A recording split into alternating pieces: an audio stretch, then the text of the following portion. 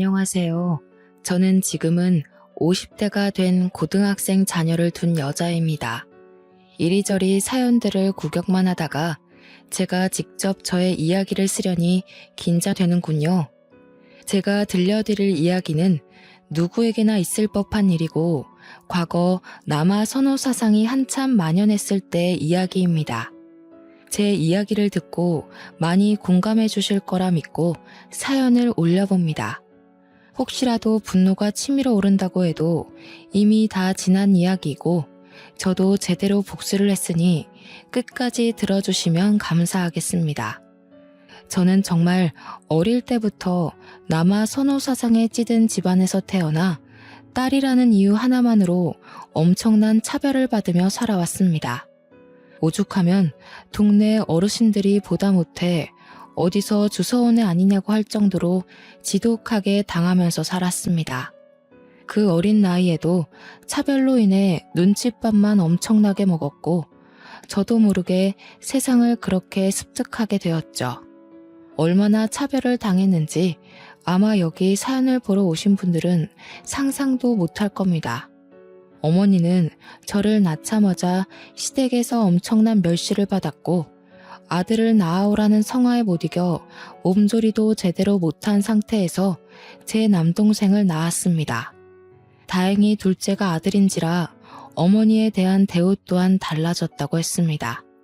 저를 낳고도 몸조리는커녕 아래가 아물지도 않은 상태에서 시댁 식구 뒷바라지를 해야 해서 하혈도 여러 번 했다고 그러셨었죠. 하지만 연년생인 아들을 낳고는 몸조리도 3개월간 극진하게 받고 그제서야 사람다운 대접을 받았다고 하셨었어요. 그러면서 저에게 늘 네가 고추를 달고 왔어야 내 인생이 더 폈을 텐데 하시면서 저를 못난 사람 취급을 하셨죠. 이름으로도 차별을 받았습니다. 저는 딸이라는 이유로 다음에 꼭 아들을 낳으라고 이름을 후남이라고 지었고 아들은 귀한 존재라고 귀남이라고 지었습니다. 제가 뭐 딸로 태어나고 싶어서 그랬겠습니까? 친할머니는 정말 엄청나게 차별을 하셨던 분이셨어요. 1살 차이밖에 나지 않는 7살 동생이 몸무게 25kg를 돌파할 때 초등학교에 입학한 저는 고작 16kg밖에 되지 않았습니다. 먹는 걸로 엄청나게 차별하셨거든요. 항상 뜨끈한 고기 반찬을 동생에게는 올려주시고 혹여라도 제가 한 개 집어먹을까 싶어 제 밥그릇은 나물 반찬, 김치 반찬 앞에다가만 두셨었죠. 같이 밥이라도 먹는 날에는 갈비뼈라도 한 개 얻어 양념이라도 쪽쪽 빨아먹을 수 있었습니다만 보통은 제 밥은 나중에 식구들이 식사를 마친 다음에야 주셨습니다. 저에게는 식구들이 도란도란 밥을 먹는 시간에 청소를 해라, 네 속옷을 빨아라 하며 일을 시키셨어요. 그때가 고작 제 나이 8살 때입니다. 저는 초중고 내내 자라면서 제 옷을 단 한 번도 사본 적이 없었습니다. 아니, 사주신 적이 없다고 해야 정답일까요? 사촌들이 안 입는 옷을 물려받거나 정 옷이 없으면 동네에 있는 헌옷 수거함 있죠? 거기서 제 사이즈에 맞는 옷을 찾아와서 빨아 입으라고 하셨습니다. 남동생은 그 어릴 때부터 스포츠 브랜드부터 시작해서 중상위급 브랜드 옷을 턱턱 사주셨죠. 저는 5일장에서나 살 수 있을 법한 고무 운동화를 신고 다니는 동안 동생은 나이키며 아디다스며 각종 브랜드 신발 신상이 나오면 막 사주셨고요. 오죽하면 제 동생이 저한테 누나라고 불러본 적이 없었습니다. 당연했죠. 가족 어르신들이 그렇게나 차별하는데 동생이 제가 누나로 보였을까요? 그냥 말 못하고 시키는 대로 하는 몸종 같아 보였겠죠. 이거 해라 저거 해라 동생의 깐깐함도 제가 다 뒤집었어야만 했습니다. 자칫하다가 동생을 울리는 날이라도 오면 정말 쌀이대로 맷타작을 받아야만 했습니다. 밥만 축내는 망할년. 고추도 없이 태어나서는 뭘 저렇게 처먹기는 잘 처먹는지. 저는 말라붙은 찬밥 덩어리에 김치를 먹으면서도 저런 소리를 들어야 했습니다. 동생과 할머니 손을 붙잡고 슈퍼라도 가는 날에는 너무나도 곤욕스러웠습니다. 맛좋아 보이는 빵과 과일, 과자들이 즐비한데 제가 살 수 있는 물건은 단 한 개도 없었으니까 말입니다. 동생은 비싼 바나나를 턱턱 담고 과자들을 한아름 담아 할머니 방에 숨겨두고 거기서 몰래 하나씩 하나씩 까먹었죠. 저에게 단 한 개의 과자도 빼앗기지 않기 위해 그런 짓을 했었습니다. 저희 부모님도 똑같은 사람이었습니다. 아버지란 사람은 제게 아예 관심이 없었고 어머니란 사람은 저를 챙겼다간 자기도 매타작 받을 게 뻔하다면서 저를 멀리했죠. 어느 날은 깡마르고 볼품없이 해진 옷을 입고 다니는 제가 불쌍했는지 슈퍼집 할머니가 저만 몰래 부르시더라고요. 아가야, 우째 이리 불쌍하게 사노. 이거 내 몰래 줄 테니께는 들키지 말고 혼자 무라. 알았지? 슈퍼집 할머니는 제게 비싼 과자를 하나 손에 쥐어주셨어요. 그게 저에게 처음으로 베풀어진 친절이었다고 하시면 믿으시겠어요? 동네 사람들은 한마음 한뜻으로 제가 주서원에 갔다면서 저를 불쌍히 여기고 몰래 도움을 주시곤 했죠. 과자를 하나 받아온 저는 방에서 몰래 과자를 뜯어먹다가 동생에게 걸렸죠. 슈퍼집 할머니가 아무에게도 들키지 말고 혼자 먹으라고 했기 때문에 나눠 먹자는 동생에게 절대로 나눠줄 수 없다고 했고 잔뜩 성이 난 동생이 울면서 할머니에게 달려가 고자질을 했어요. 할머니는 성큼성큼 큰 발로 쫓아와 저를 혼내셨죠. 야, 이 도둑년아. 내가 너그 동생 먹으라고 사다 놓은 과자를 몰래 훔쳐간 것도 모자라서 동생이 나눠 먹자는데 그걸 안 주고 앉았나? 도둑년 아니에요.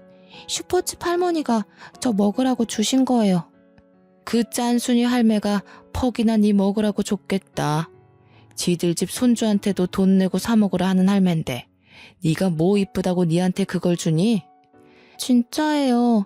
이거 아무도 주지 말고 저 혼자 먹으라고 줬단 말이에요. 엄마가 거짓말 치면 혼난다고 했지. 엄마는 동생과 할머니 편에 서서 오히려 나서서 저를 혼내셨죠. 그렇게 등짝을 얻어맞고 비싼 과자는 2개밖에 먹질 못하고 동생에게 빼앗겼습니다. 그날 저녁에 억울해서 밥도 못 먹고 시름시름하는 저에게 아버지란 사람은 도둑질은 나쁜 거라고 훈계를 하고 관심도 주지 않았죠. 저는 너무나도 서러웠습니다. 그렇게 유소년 시절을 버티고 버텼습니다. 어떻게든 대학은 다른 지방으로 가서 독립을 하겠다는 마음뿐이었죠. 그래도 공부는 꽤나 했기 때문에 서울에 있는 기숙사 학교도 노려볼만 하다고 생각했습니다. 하지만 그런 제 마음은 산산조각이 났죠. 수능을 치르고 온 날 예상외로 더 좋은 성적이 나와 원서를 쓰게 된 돈을 좀 보태달라고 부모님께 말씀드리니 기가 차다는 듯이 콧방귀를 끼셨습니다. 얘가 무슨 헛바람이 들어서 대학을 가겠다고 하는 거야? 니는 네 동생이 대학 갈 거 보고 뒷바라지할 준비를 해야지. 어디 지지배가 대학을 가서 공부를 하겠다고 돈을 달라 할 수가 있어? 네 원서 쓸 돈도 없으면서 어떻게 등록금 내고 생활비 쓰고 하려고. 저는 말문이 턱 막혔습니다. 대학을 가겠다는 생각 자체가 틀려먹은 거라면서 저에게 동네 근교 외진 고속도로 길 앞에 있는 공장에 취직을 하라고 하더군요. 거기는 늘 사람이 부족하다고 했다면서 여태까지 먹여주고 입혀주고 했으니 그 돈을 갚아야 하지 않겠느냐 했습니다. 너무 서운해하지 말거라. 자고로 아들이 기둥이고 아들이 우리 집안을 일으킬 운명이니까는 너는 그 뒷바라지 잘만 하면 된다. 네 동생이 잘 되고 나서 설마 네 모른 척 하겠나? 그리고 어차피 네 동생이 우리도 모시고 살고 할 낀데 당연히 동생이 잘 돼야 가정이 평안한 기라. 저는 그렇게 매일 아침 셔틀버스를 타고 공장으로 출퇴근을 해야 했습니다. 동창들은 대학에 가기도 했고 재수를 하기도 했고 담임 선생님은 저의 성적을 보시고는 대학 진학을 포기한 것을 너무나도 아쉬워하셨습니다. 저는 그날 담임 선생님을 붙잡고 엉엉 울어버리고 말았죠. 집안에서 차별을 받는 것도 서러운데 성적이 잘 나와도 배우고 싶은 공부를 더 못한다는 서름은 정말 감출 수 없었습니다. 담임 선생님 또한 미리 알았으면 어떻게든 대학에 보내려고 했을 텐데 미안하다고 제 손을 꼭 잡아주시더라고요. 가족들을 제외한 타인의 뜨뜻함이 정말 너무 벅차게 슬프더라고요. 저는 매일같이 공장에 다니면서 그 당시에 고작 80만 원을 벌었습니다. 요즘처럼 근로시간이 정해져 있지도 않고 최저임금이라는 것 자체가 없었기 때문에 80만 원이라는 돈도 크게 느껴졌죠. 첫 월급을 받자마자 당연하다는 듯 엄마가 돈을 내놓으라고 하더라고요. 저는 월급이 60만 원이라고 속였습니다. 옆집 순이는 80만 원인가 90만 원인가 받는다던데 너는 왜 60만 원이고? 나는 이제 막 들어갔고 아직 고등학교도 졸업 못했다고 월급 많이 못 준대요. 어머나 이 사기꾼들 2월이면 졸업하는데 아직 해 안 바뀌었다고 졸업 안 했다고 돈을 덜 주나? 이리 가지고 와봐. 저는 그렇게 20만 원이라도 몰래 모을 수 있다는 것에 감사했습니다. 공장에서 일하는 동안 6개월마다 꼬박꼬박 월급을 올려주었지만 저는 계속해서 집에다가 월급이 60만 원이라고 속였어요. 제가 공장에서 일하는 4년 동안 제 남동생은 삼수를 했습니다. 어찌나 돌대가리인지 공부에는 전혀 소질이 없음을 저는 진즉 알아봤지만 그래도 사내가 대학은 나와야 한다면서 밑 빠진 독에 물 붓기 마냥 공부를 시키더군요. 밤마다 술에 취해서 오토바이나 타고 사고나 일으키는 문제한테 무슨 기대감이 있는 건지 모르겠지만 전 묵묵히 공장에서 제 할 일만 했습니다. 그래도 집에다가 꼬박꼬박 60만 원씩 가져다 주니 월급날에는 고기 반찬도 내어주고 하더라고요. 물론 제 입에 들어가는 고기를 빤히 보는 둥 저희 친할머니는 그것조차 아까워하셨지만요. 저는 몰래 만들어둔 통장의 잔고를 확인하면서 행복해했습니다. 매달 20만 원씩 모았던 돈이 월급이 오르면서 저금하는 돈이 점점 많아졌죠. 그 와중에 삼수하던 동생이 지방에 있는 전문대에 추가 합격으로 입학을 하게 되었다는 소식을 들었습니다. 등록금만 내면 들어갈 수 있을 법한 그런 학교였음에도 대학에 드디어 합격했다면서 가족들은 잔치가 열렸죠.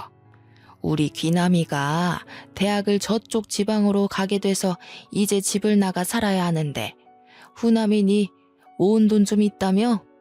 제가 돈이 어딨어요. 월급 다 엄마 드리고 있는데. 뭐라는 거야 정말. 네 은행 가서 물어보니까는 매달 붓고 있는 적금 통장 있다 하던데. 내가 그거 금액도 다 확인하고 왔으니 얻는 통장 내놔라. 은행 가서 확인을 해봤다고요? 그래. 네 그거 벌써 2천만 원 넘게 모았던데. 딱 우리 귀남이 자취방 구할 돈으로 적당하더라 얘. 빨리 돈 내놔. 저는 그렇게 아무런 힘도 못 써보고 모아둔 적금까지 들켜 빼앗기고 말았습니다. 제 돈을 가져가면서도 친할머니는 제게 쌍욕을 퍼부었죠. 더러운 년이 뒷공무니로 돈을 숨기고 있었어. 은혜도 모르는 년. 지 동생 위에 써주는 걸 감사하게 생각해야지. 어디 돈을 들고 튀려고 저 망할 년. 아주 사고나 크게 한번 나서 뒤져버려도 시원치 않을 년. 저는 정말 서러워서 목이 턱 막혔습니다. 바보같이 악이라도 한번 써봤어야 했는데 그러지도 못하고 방에서 다음날 출근 준비를 해야만 했죠. 동생은 제게 놀리듯이 잘 쓸게 한마디 하고는 집을 구하러 다녀야겠다고 방은 원룸보단 투룸이 좋겠다고 신나서 떠들고 있었습니다. 저는 다음날 퉁퉁 부은 눈으로 출근을 했고 평소 친하게 지내던 언니에게 이 모든 이야기를 털어놓았습니다. 언니는 제게 아주 잠깐 고민을 하더니 집을 탈출하고 싶으냐고, 영영 인연을 끊고 살고 싶으냐고 묻더라고요. 그러면 후남이 너 내가 서울에 있는 좋은 일자리가 하나 있는데 거기 소개시켜줄까? 서울이요? 제가 갈 수 있을까요? 응, 거기 지금 대규모로 채용하고 있어서 아마 네 경력이면 붙고도 남을 거야. 대기업 공장이라서 일은 지금이랑 비슷한데 복지도 훨씬 좋고 월급도 2배 이상일걸? 숙식도 제공되니까 집 구할 필요도 없어. 그럼 언니가 가야지 왜 저한테 소개를 시켜줘요? 언니는 남자친구 때문에 이 동네에서 벗어나기 힘든 거 알잖아. 우리 곧 결혼할지도 모르고. 아무튼 후남이 네가 가면 딱 좋겠다. 저는 언니의 말을 듣고 그 공장에 입사 원서를 냈고 최종 합격까지 일사천리로 정해졌습니다. 저는 가족들에게 아무런 말도 하지 않고 떠날 준비를 차근차근 했죠. 미리 회사의 사정을 이야기하고는 기숙사 주소로 택배를 통해 몇 개 없는 짐을 붙여놓고 출근을 하는 척하면서 그대로 서울로 도망을 쳤습니다. 당연히 가족들과 연관되어 있는 통장들도 전부 해지했습니다. 휴대폰은 당연히 집에다가 버리듯이 두고 왔고 정확히 몇 달 뒤 해지하고 새로운 휴대폰을 개통했죠. 대기업이라 그런지 정말 좋았습니다. 기숙사도 살던 집보다 훨씬 좋은 환경이었고 틈틈이 제가 좋아하는 공부를 할 수도 있었습니다. 일의 강도는 비슷했으나 근로 시간을 넘어서면 추가 수당이 붙어서 월급은 원래 받던 공장보다 정말 2배 가까이 받을 수 있었고요. 처음에 3교대 일을 하면서 월급 통장에 200만 원이 찍혀본 것을 보고 놀라움을 금치 못했습니다. 저는 정말 열심히 그리고 악착같이 돈을 모았습니다. 여기서는 배달 음식을 시켜 먹는 일이 드물었고 밥도 삼시세끼 다 나왔고요. 제가 뭐 옷이나 가방 같은 데에 돈을 쓰는 사람도 아니었기 때문에 고스란히 월급 자체가 적금이나 다름없었습니다. 그러다가 공장에서 남자를 한 명 알게 되었습니다. 저와 같은 교대조 사람은 아니었고 그분은 관리직으로 입사를 해서 저처럼 단순 노동을 하는 것이 아닌 인사팀 쪽에서 사람들 관리하는 사람이었습니다. 훤칠한 키에 다부진 몸, 얼굴에 큰 흉터가 있어 조금 무섭게 생긴 사람이었지만 성격만큼은 온순한 사슴 같은 남자였죠. 알고 보니 남자는 꽤 유명했던 태권도 선수였더라고요. 저는 TV를 제대로 본 적이 없어서 초면이었지만 회사 내에서는 유명인이나 다름없었습니다. 전국체전에서 메달을 딴 적도 있는 사람이라고 했어요. 얼굴에 큰 흉터도 운동하다가 생긴 상처라고 하더라고요. 하지만 발목에 심한 부상을 입고 더 이상 태권도를 할 수 없어서 대기업에서 특기자로 취직하게 되었고 전혀 상관은 없지만 이곳 인사팀에서 일을 하게 되었다고 설명해 주더라고요. 당연히 연애라고는 전혀 모르던 제게 그의 친절함은 더욱 과하게 다가오게 되었고 저는 순식간에 그 남자에게 온통 제 마음을 빼앗겨버리고 말았습니다. 그 사람 또한 저의 가정사를 듣고 나서 같이 아파하면서 저의 마음을 다독여 주었죠. 저희는 그렇게 같은 공간에서 사내 연애를 하게 되었고 제가 서울로 도망친 지 3년 만에 그 남자와 함께 가정을 꾸리기로 약속을 하게 되었습니다. 그의 집으로 인사를 드리러 간 날 저는 그 어느 때보다 더 긴장하고 두려움이 앞섰습니다. 저의 가정사를 대충 이야기는 드렸다고 했지만 솔직히 제가 부모라면 저 같은 애는 며느리로 받아들이고 싶지 않을 것 같았거든요. 하지만 제 예상은 아주 산산조각이 났습니다. 제가 시댁에 발을 들이자마자 너무나도 잘 왔다면서 저를 반겨주는 시부모님 때문에 저는 제 의도와 전혀 상관없이 눈물을 펑펑 쏟고 말았거든요. 아가, 그동안 너무나도 고생 많았다. 세상에, 나도 어릴 때 줄줄이 동생들을 키우면서 힘들었었는데 우리 아가는 그런 차별로 얼마나 힘들었을까. 그런 건 흠이 아니라 세상을 꿋꿋하게 견뎌냈다는 휘장 같은 거지. 이제 우리 가족이 되면 내가 사돈댁에서 차별했던 것만큼 아가를 생각하고 살피면서 같이 맞춰갈 수 있도록 노력할게. 그렇게 말씀해 주시니 제가 눈물을 멈출 수가 없어요. 너무 감사합니다, 어머니. 저는 솔직히 반대하셔도 할 말이 없다고 생각했어요. 이렇게까지 환대를 해주시니 제가 어떻게 더 기쁠 수 있을지. 하지만 지금 제가 도망치듯 집을 떠난 터라 부모님께서는 제가 어디서 뭘 하는지 모르세요. 그렇게 차별을 받고 자랐으니 알리고 싶지 않은 게 당연하지. 우리는 그걸 흠으로 잡을 생각 없다. 아가가 하고 싶은 대로 하렴. 혼주석이야 비워두어도 전혀 부끄러울 거 없단다. 저는 시댁 식구들의 배려로 혼주석을 비운 채 결혼을 진행할 수 있었습니다. 저는 딱히 초대할 만한 친구들도 없어서 결혼식을 약소하게 진행하고 싶었지만 시아버지께서 워낙 사업을 크게 하시기도 하셨고 남편 손님들도 꽤 많아서 성대하게 치러졌어요. 그래서 저는 지금 회사에 취직할 수 있도록 도와준 고향 언니를 초대하였습니다. 오랜만에 연락이 닿은 언니는 너무나도 축하한다면서 저의 결혼식에 남편과 한달음에 달려왔습니다. 제가 그간 고생했던 것도 알고 있었기 때문에 눈물을 글썽이며 진심으로 저의 결혼식을 축하해 주었어요.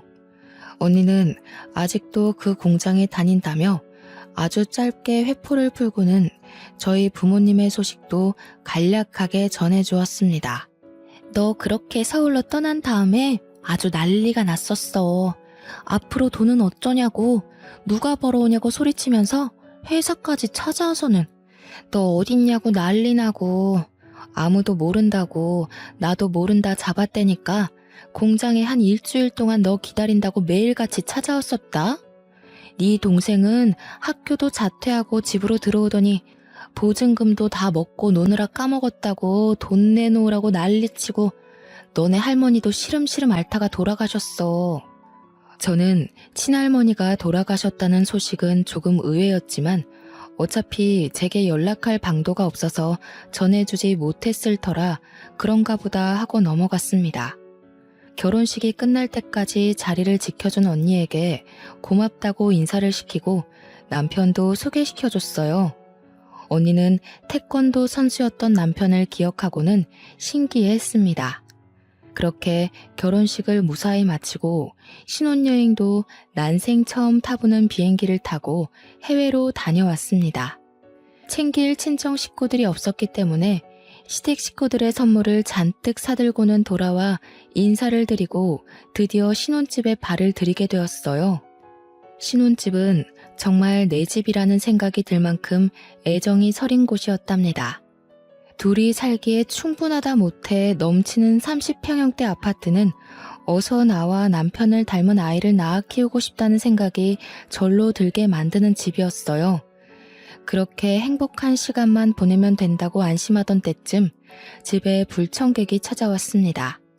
고향 언니가 제 결혼식에 다녀온 뒤 동네 친구들에게 제가 태권도 선수였던 남편과 결혼하게 된 이야기를 했는데 그게 전달되어 동생한테까지 들어가게 된 것이었어요.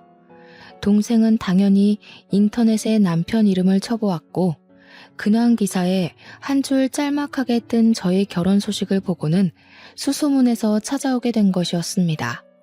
저는 집에 방문할 사람이 없어 누군지 몰라 문을 벌컥 열었다가 잔뜩 심술이 나 있는 엄마와 동생을 보고는 소스라치게 놀랐죠.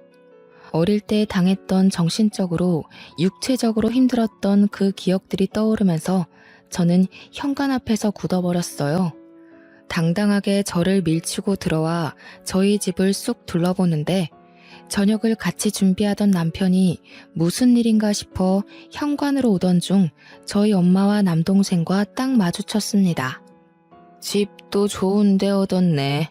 망하려니 네 동생 버리고 가서 악착같이 벌어다가 이런 집을 샀어?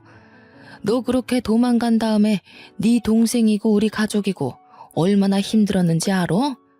키워준 은혜도 모르는 년이 도망가더라도 매달 생활비는 보내야 할 거 아니야?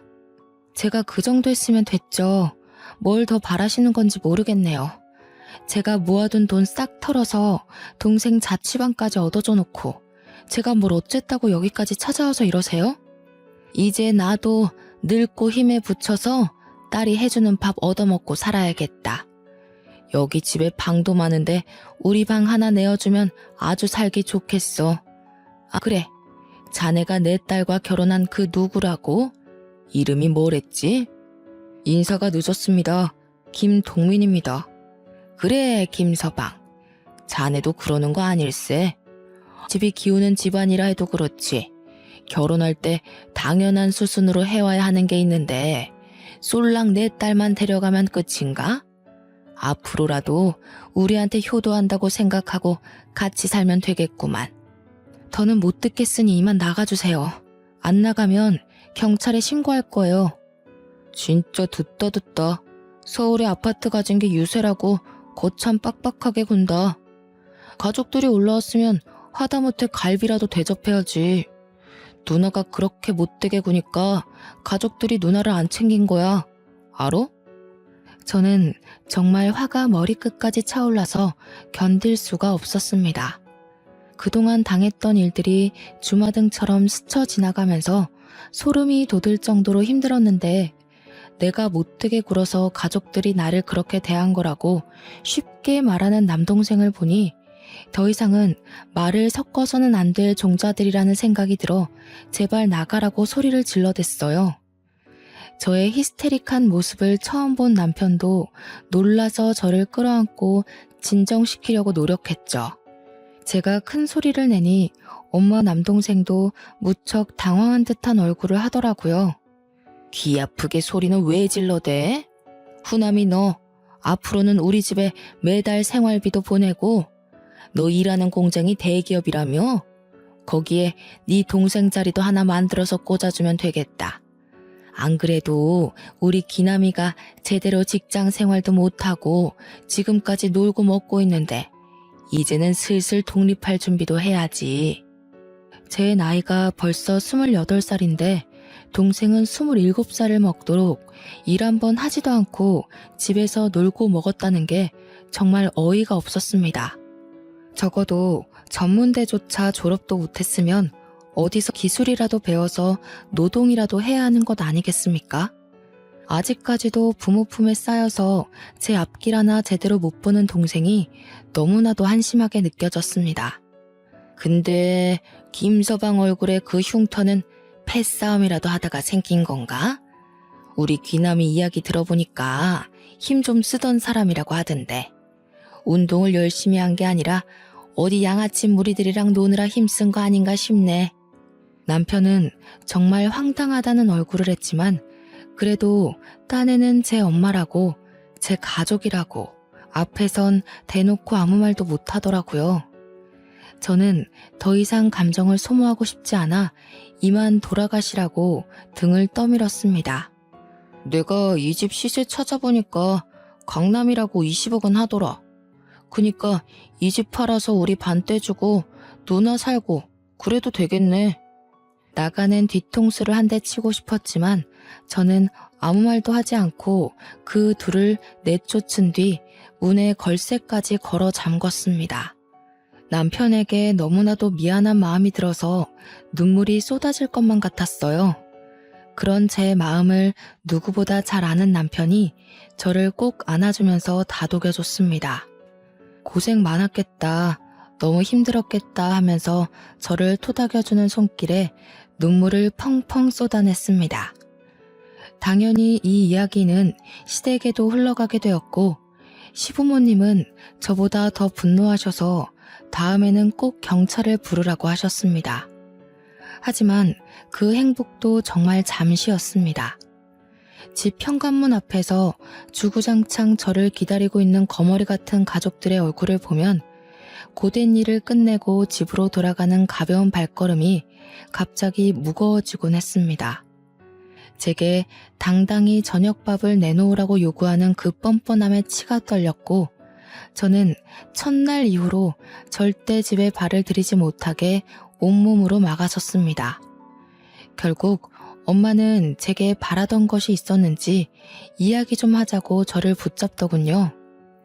이 아빠가 이제 늙어서 돈도 못 벌어오고 귀남이는 아직 할 줄 아는 게 없어서 취직도 안 되니까 우리 귀한 아들 쫄쫄 굶어 죽을 수는 없으니 뭐라도 배워야 먹고 살 텐데 말이야. 그러니까 네가 누나로서 좀 도와주고 해야 되지 않겠니? 그래서요? 저희 회사는 제가 취직시켜주세요 한다고 취직할 수 있는 회사가 아니에요. 당연히 저도 면접을 보고 들어온 거고 귀남이도 취직하려면 취업 준비를 해야죠. 무작정 이럴 게 아니라요. 그래, 그 취직 준비. 그거 하려니까 돈이 좀 필요하다. 돈 좀 다오. 저는 취업 준비를 하는데 무슨 돈이 필요한지는 모르겠지만 매일같이 찾아오는 스트레스를 겪는 것보다 차라리 돈을 쥐어주는 게 편할 것 같았습니다. 저도 결혼하느라 돈 다 써서 돈 없어요. 하지만 이 돈을 마지막으로 앞으로 저와의 인연을 끊겠다고 약속하시면 어떻게든 마련해 볼게요. 나도 너같이 은혜도 모르고 가족도 모른 척하는 망할년이랑 인연을 이어가고 싶은 생각 없다. 3천만 원 정도만 해와. 3만 원이 이 집 개 이름인 줄 아는 저희 엄마에게 알겠다고 약속을 했습니다. 돈 3천으로 더 이상 안 보고 살 수 있다면 오히려 그 돈이 아깝지 않을 정도였거든요. 저는 다음날 바로 은행에 가서 적금 통장을 떼고 그 돈을 모두 엄마에게 송금을 했습니다. 그러자 매일같이 아파트 입구에서 기다리던 그 지긋지긋한 가족들이 보이지 않더라고요. 하지만 그것도 아주 잠시였죠. 열흘쯤 지나니 이번엔 아빠가 찾아왔더라고요. 네 엄마한테는 3천 주고 왜 나한테는 아무것도 안 줘? 너네 할매가 너 딸인 거 알고 지우라고 난리를 치는 거 내가 막아서 네가 태어난 거다. 알어? 나 준 은혜도 모르고 지 어미만 챙기는 꼬라지하고는. 나한테도 3천만 원 줘. 정말 저는 아빠와 이렇게 긴 대화를 나눠본 기억이 없었습니다.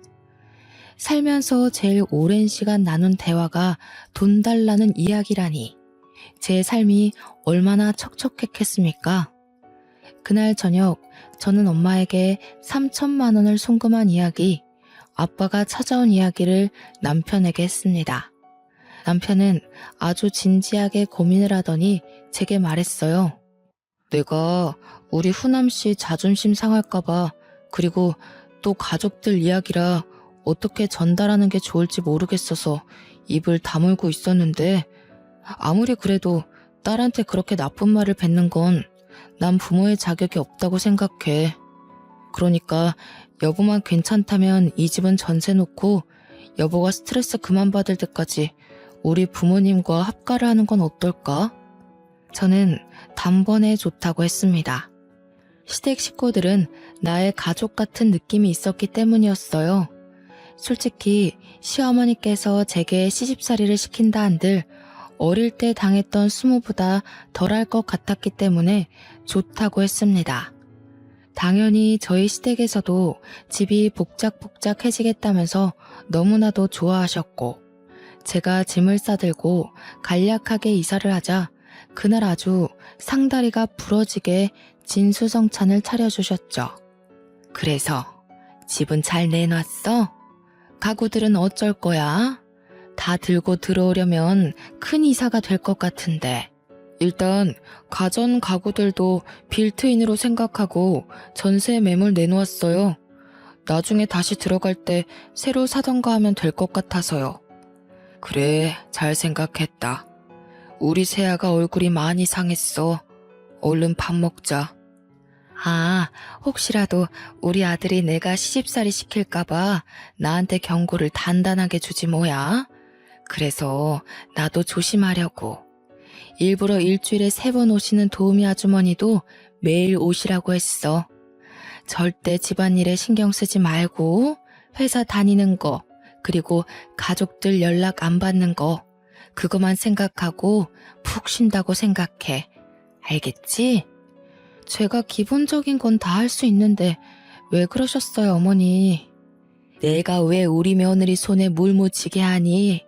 저녁은 다 같이 먹을 수 있는 거지? 쯤에 저녁 먹고 싶은 메뉴 생각하면 나한테 연락해놔. 내가 이모한테 말해서 준비해두라고 시킬게. 우리 집에 있는 동안 살 좀 찌워야겠어.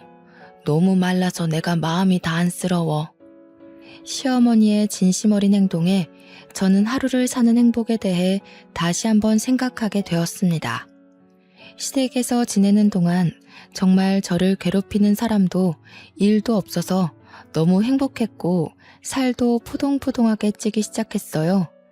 하지만 저희 뻔뻔한 친정 식구들이 이렇게 가만 넘어갈 사람들이 아니었죠.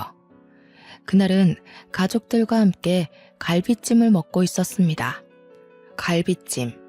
어릴 때는 살코기 한 조각 먹어보질 못하고 뼈대에 묻은 양념만 핥아 먹었었던 터라 제게 한 맺힌 음식이나 다름없었죠. 푹 졸여 살이 사르르 녹는 갈비찜을 먹으면서 행복함에 대한 이야기를 나누고 있는데 시댁에 누가 찾아왔는지 벨소리가 울렸어요.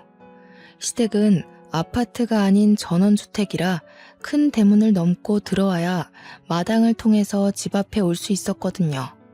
큰 대문에서 누가 문 열으라고 고래고래 소리를 지르는데 듣자마자 딱 알았습니다. 저희 엄마 아빠 그리고 남동생인 것을요. 제가 나가볼게요 하고 일어서자 아니라면서 시부모님도 남편도 다 같이 일어섰습니다. 아이고, 가족들이 이렇게 다 나와서 한 대를 해주네. 우리 집 못 배워 처먹은 년이 글쎄 시부모는 모시고 살면서 친정 부모는 나 몰라라 하는 게 말이 됩니까? 못 배웠죠. 아니, 어떻게 딸에게 그런 식으로 말을 할 수 있어요? 처음 뵙는 사돈댁이지만 정말 듣던 대로 너무 하시네요. 그러면 지는 시부모랑 이런 좋은 집에서 호화스럽게 살면서 지 낳아주고 길러준 애미애비는 단칸방에 넣어두는 게 맞습니까? 거기다가 지가 책임져야 할 남동생은 어쩌고요? 듣자 하니까 너무하시네요. 처남을 왜 우리 후남씨가 챙겨야 합니까? 자기 몫은 자기가 알아서 챙기고 사는 거죠. 옛날엔 다 그랬어. 우리 귀한 아들 키우려고 딸 낳은 거지. 내가 저거 고추만 달고 나왔어도 이런 인생을 안 사는 건데. 딸년을 낳아서 내가 아직도 이리 단칸방에서 힘들게 살고 있는 거지. 이만 가세요. 그게 왜 다 후남씨 탓입니까? 자꾸 이러시면 주거 침입으로 경찰에 신고하겠습니다. 참나, 남편도 꼭 쥐 같은 거 만났네. 야, 얼굴에 그런 큰 흉터 들고 그런 말하면 협박죄 바로 성립되겠는데? 너 솔직히 발목 부상 그거 아니라며. 인터넷에서 내가 봤는데 너 그 발목 부상도 싸움하다가 다친 거라던데? 양아치 새끼. 운동까지 해놓고 사람 때리면 그거 살인죄 아니냐? 와, 엄마 아빠 저 새끼 눈빛 봐. 한 대 치겠다 아주. 동생은 남편이 평소 시달리고 있던 악플을 봤는지 루머 가득한 내용을 면전 앞에서 뱉고 있었습니다. 참다 못한 시모가 경찰을 부르려고 하는데 남편이 동생의 멱살을 확 잡아채서 올리더라고요. 시부가 폭력은 안 된다고 말리려는데 이미 눈이 돌아간 남편이 힘으로 동생을 들어올리자 친정 부모님도 난리가 났습니다. 태권도를 그리 오래 하고 아직도 운동을 취미 삼아 하는 남편의 힘을 맨날 술이나 먹고 게임이나 하는 동생이 어떻게 이기겠어요? 발이 땅에서 떨어지자 캑캑거리면서 침을 흘리는 남동생에게 남편이 크게 경고를 했습니다. 2번 다신 우리 집 앞에 나타날 생각도 하지 말고 돈 달라고 찾아오지도 마. 그리고 말이라는 거 그렇게 함부로 뱉으라고 있는 거 아니야. 알겠어? 내가 우리 후남씨 상처받는 거 옆에서 보면서 참고 참았는데 뚫린 입이라고 그렇게 짓거리고 다니면 너 진짜 뒤진다. 친정 부모님도 남동생 눈이 뒤집어 까지면서 캑캑거리니 2번 다신 찾아오지 않겠다고 우리 애 놔주라며 소리를 쳤어요. 그 꼴이 제법 웃기고 하찮아서 저는 가만히 지켜보고 있었죠. 네, 내가 잘못했네. 우리가 2번 다신 돈 달라고도 안 하고 나타나지도 않을 테니 우리 애 놔줘. 그래 김서방, 가족끼리 이러는 거 아닐세. 우리가 하란 대로 할 테니 우리 귀남이 죽겠어. 내팽겨치듯 멱살을 풀어주니 바닥에 철푸덕 자빠지는 꼴이 우스워서 저는 웃고 말았습니다. 기침을 크게 몇 번 한 동생은 호흡을 크게 하면서 벌벌 떨더라고요. 살면서 그런 취급을 받아본 적이 없으니 꽤나 놀랐을 겁니다. 뒷공문이 빠지게 돌아서는 3명의 모습을 보니 속이 참 시원하더라고요. 시아버지는 한 번만 더 찾아오면 경찰을 부를 거라고 뒤통수에 대고 소리를 쳤고, 시어머니는 제 손을 꼭 잡아주었습니다. 남편은 저보고 식어버린 갈비찜을 어쩌냐며 매일 다시 먹자고 아무렇지 않게 이야기하더라고요. 참 든든했어요. 그렇게 저희는 시댁에서 전세 기간이 끝날 때까지 2년을 지냈고, 그 이후에 다시 저희 둘만의 보금자리로 돌아왔습니다. 시간이 흐르고 흘러 제 나이가 30 중반에 다다르자 시댁에서도 슬슬 아이를 기다리는 눈치더라고요. 그래서 저희는 이제 아이를 낳자는 계획을 세우고, 저는 10년을 넘게 다닌 회사도 퇴직을 하기로 마음먹었습니다. 하지만 행복함이 오래 지속되면 그만큼 불안함도 따르는 법이었죠. 근 5년 만에 다시 친정엄마가 제 앞에 나타나더라고요. 저는 치가 떨려서 상종도 하고 싶지 않았습니다. 저에게 남편은 어디 갔느냐고 넌지시 물어보는 게 낌새가 조금 이상해서 왜 그러시냐 반문을 했습니다. 우리 귀남이가 그 간암이라서 간이식을 받아야 한다고 하는데. 저는 아주 기가 막혔습니다. 정신 못 차린 동생이 매일같이 술 처먹고 게임만 하고 담배만 피우다가 간암에 걸리고 만 것입니다. 간암에 걸린 동생을 위해 친정 가족들 모두 검사를 했지만 유일하게 일치했던 아버지는 몸이 이미 노쇠하여 이식을 할 수 없다고 하더라고요. 결국 저에게까지 간이식을 위해 찾아온 것이었습니다. 저는 절대 이식 못 해줍니다. 이제 아이도 가질 예정이고 귀남이가 제 인생에 그렇게 중요한 사람도 아니고요. 분명 제 남편이 2번 다신 찾아오지 말라고 했는데 아직도 그 말이 우스운 건지, 저한테 그동안 했던 걸 생각하면 제게 간이식을 해달라고 할 수 없을 텐데요. 그래도 하나뿐인 네 동생이다. 우리 집안을 먹여 살리고 일으켜 세울 기둥인데 이렇게 허무하게 보낼 수 없지 않니? 검사해서 이식 좀 해다오. 우리 귀남이 없으면 내가 어떻게 사니? 내 인생의 전부인데. 그러길래 애초에 술, 담배도 못하게 하고 밖에 나가서 일을 하게 바른 길로 엄마가 인도를 했어야죠. 애를 오냐오냐 키우니 결국엔 이런 몹쓸 병도 걸리는 거 아니겠어요? 그 뒤로도 몇 번이나 저를 찾아왔고, 이 사실을 알게 된 남편이 결국 경찰에 저희 친정 부모님을 신고했습니다. 시아버지 또한 제 의견을 물어보시더니 제가 강력한 처벌을 원하자 변호사를 바로 선임해 주셨고요. 시어머니께서도 집에 찾아오는 게 불편하시면 언제든 시댁으로 들어오라고 말씀해 주셨어요. 결국 제게 생떼를 부리며 난동을 치던 저희 엄마 아빠는 남편이 신고한 경찰에게 붙잡혀갔고, 경찰서에서 저는 정확한 처리를 요구했습니다. 결국 소송까지는 가지 못했지만 유능한 변호사님 덕분에 접근금지 신청은 가능했어요. 세상에 핏줄이라고 꼭 제 모든 걸 희생해야 하는 건 아니에요. 저한테 간이라도 맡겨놓으셨어요? 어릴 때부터 겪었던 그 서름이 커서도 얼마나 크게 작용하는지, 이게 다 인과응보입니다. 귀남이가 죽던 말던 저랑은 상관없으니 알아서들 하시고 2번 다신 제 앞에 나타나지 마세요. 네가 누나가 돼서 간 하나 못 주는 게 말이니?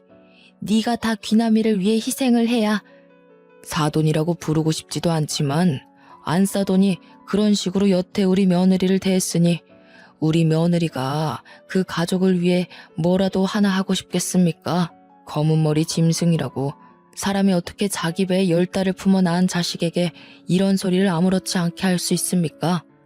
두 번 다신 우리 며느리, 우리 가족 눈앞에 띄지 마시죠. 그 뒤로도 접근 금지 명령을 어기고 몇 번이나 저를 찾아와 화도 내고 애원도 하고 울면서 난리를 쳤지만 저는 끄덕하지 않았습니다. 결국에 귀남이는 간암이 전이되고 급속도로 진행되는 바람에 1년도 채 버티지 못하고 죽었다고 하더라고요. 그렇게 제 것이 아닌 것까지 욕심을 내고 살더니 저보다 더 많은 걸 누리지 못하고 떠났네요. 저는 그 일이 있고 나서 바로 아이를 임신했습니다. 제가 임신을 하고 배가 산 만큼 부풀어 오르자 저를 몰래 지켜보고 있던 친정엄마가 뻔뻔하게 나타나기도 했었네요. 이제 너도 자식을 낳을 테니 우리 마음을 이해할 수 있을 거다.